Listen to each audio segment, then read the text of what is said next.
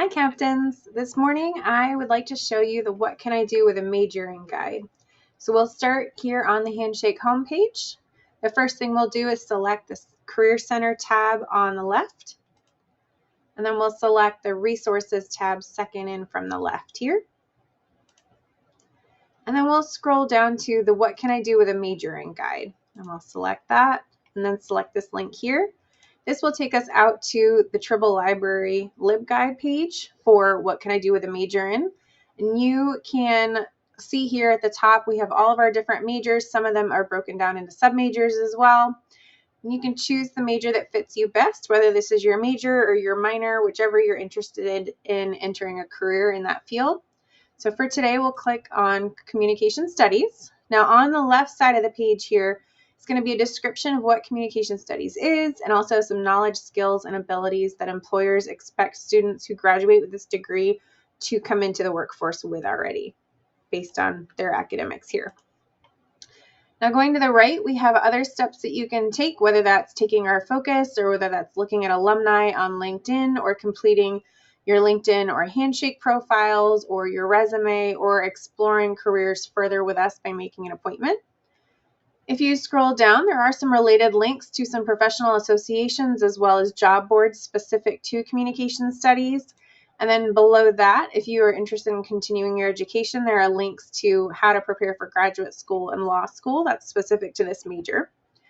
Now, if we scroll back up, you can see this center field here is going to have a lot of different careers listed. Now, these are certainly not an exhaustive list. You can go into a lot of different careers, especially with a communications major. But you'll see some of them are very similar to each other and some are very different. And that is just because communication is a large field and you can go into a lot of different careers with this degree. So for today, we're going to be looking at public relations specialist as a potential career. So when you select that, it's going to take you to another website called ONET. And ONET is going to give you a lot of information specific just to this career so that you can figure out if it's a good fit for you.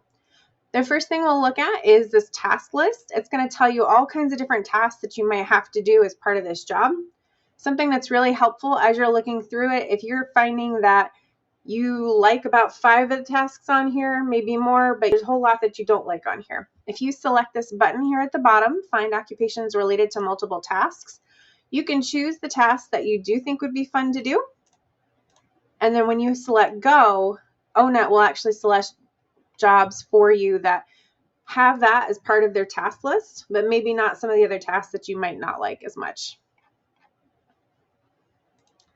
Now going back to the original ONET page here for Public Relations Specialist, it's going to give us a lot of information about the skills that you will have to use. It's part of this job, some different technology skills or software that you may have to use, some work activities, so whether you're working with other people or whether you're gathering information or developing objectives and strategies. It's going to let you know how often you'll spend on email and face-to-face discussions, as well as working as a group or a team.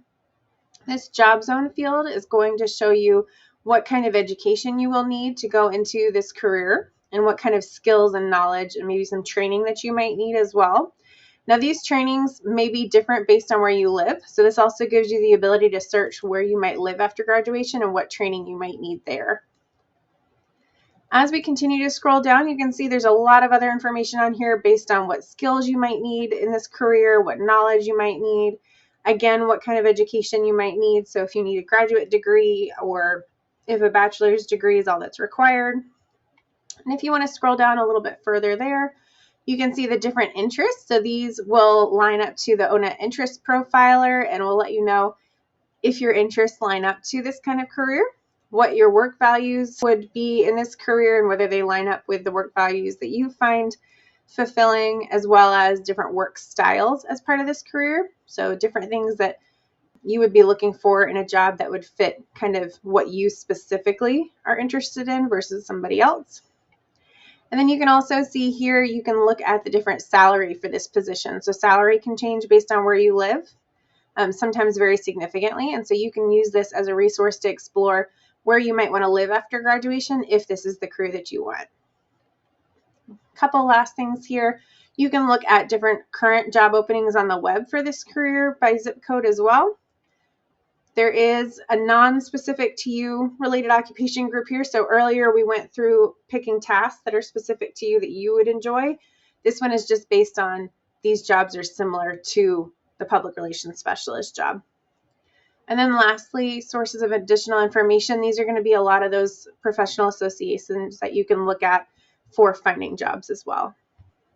As always, please let us know if you have any questions. We're more than happy to help.